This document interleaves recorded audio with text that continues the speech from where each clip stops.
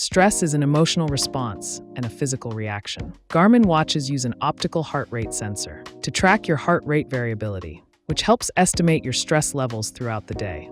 Heart rate variability means the time between each heartbeat. It's controlled by your body's autonomic nervous system.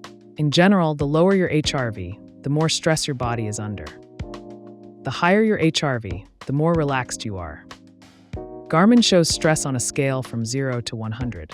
The higher the number, the more stressed you might be.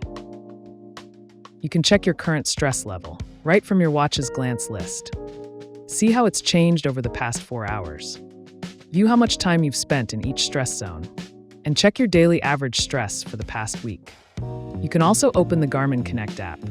Tap More, then go to Health Stats to view your full stress history. When you're moving around or working out, the watch might not be able to measure stress accurately. Check the link in the description to learn more about how stress tracking works.